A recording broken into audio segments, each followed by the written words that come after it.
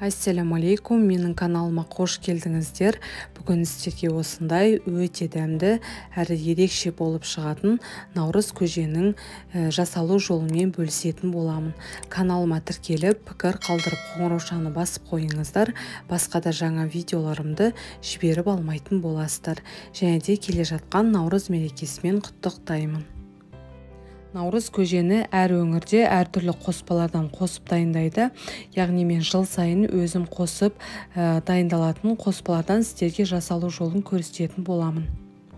Ең алдымен бізге суымызға толықтай жұмсарып піскенше бидай мен перловкамызды дайындап алуымыз қажет болады. Одан кейін қатық және де үгітілген құртымызды қосамыз. Яғни бұл наурыз көжемізге ерекше дәм беретін болады. Бізге сорпамызға қатық пен құртымыз қышқылдау бір дәм бергендіктен тұзымызды міндетті түрде қосатын боламыз. Одан кейін суымызға, яғни толықтай жұмсарып піскенше жылқының еті мен қазысын пісіріп аламыз. Одан яғни шыққан сорпаны ситадан жақсылап өткізіп аламыз. Және де дәміне қарай осындай кукурузды қосатын боламыз. Ең алдымен бисмиллах деп осылай етімізді төртбұрыштап жақсылап турап алатын боламыз. Өз қалауларыңыз бойынша бұдан үлкендеу етіп турап алсаңыздар да болады.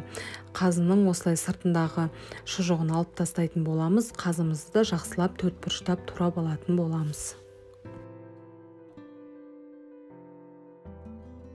Келесі осындай шұңғылдау ыдысымызға сорпамыздың барлығын құйып алатын боламыз. Ыдысымыздың, яғни жартылай ғана көлемінде сорпамызды құямыз.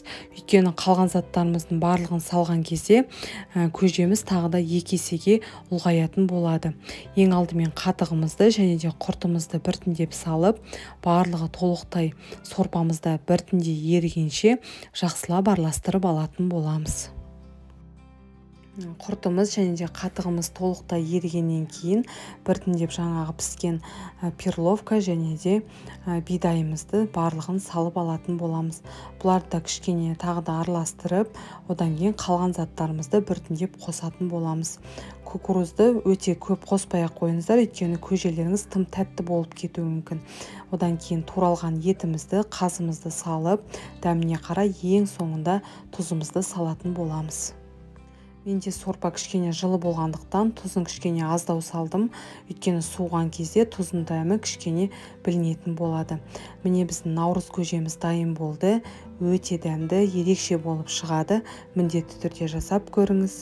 Бір жасағаннан сізде міндетті түрде жақсы шығады деген ойдамын. Каналыма тіркеліп, пікір қалдырып, қоңыраушаны басып қойыңыздар. Басқа да жаңа видеоларымды жіберіп алмайтын боласыздар. Барлығыңызға ас болсын.